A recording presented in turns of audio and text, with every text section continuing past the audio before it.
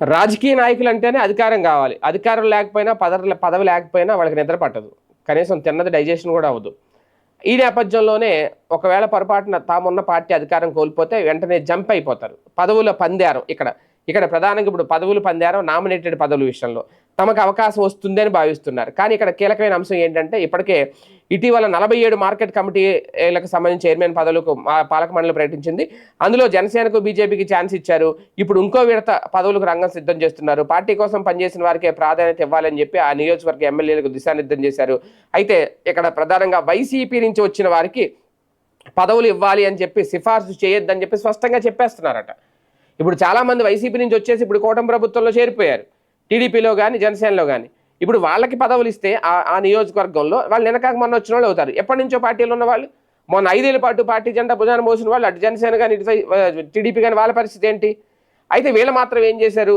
జగన్కి హ్యాండ్ ఇచ్చి అధికారం లేదు కదా, ఇక్కడికి వెళ్ళిపోతే టీటీడీ నామినేటెడ్ పదవి ఏ చైర్మన్ పోస్ట్ ఏదో కొట్టేయచ్చు అని చెప్పి వాళ్ళు వైసీపీకి రాజీనామా చేసి కూటమి ప్రభుత్వంలో చేరారు.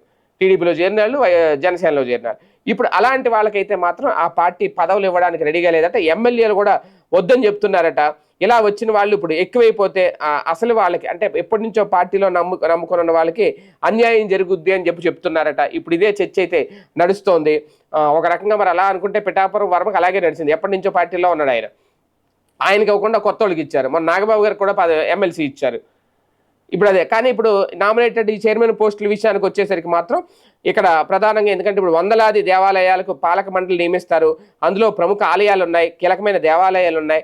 వాటికి చైర్మన్లు సహా పాలక మండలి కూడా నియమిస్తారు. అలాగే రాష్ట్ర స్థాయిలో కార్పొరేషన్ల చైర్మన్లు పాలక మండలి పోస్టులు కూడా నామినేటెడ్ విధానంలో భర్తీ చేస్తారు.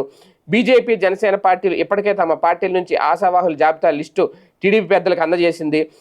టీడీపీ కూడా పూర్తి కసరత్తు చేసి తమ పార్టీ వారిని ఎంపిక చేసి తొందరలోనే నామినేటెడ్ పదవులకి రంగం సిద్ధం చేస్తున్నది. అయితే ఇందులో ఇప్పుడు ఎవరైతే జంపింగ్ జపాంగులు వైసీపీ నుంచి పదవులు వచ్చేస్తాయని చెప్పి ఆశపడి టీడీపీలోనో జనసేనలో చేరిన వాళ్ళు ఉన్నారో వైసీపీ జంపింగ్లకి వాళ్ళకైతే మాత్రం పదవులు లేవు అని క్లారిటీ వస్తుంది.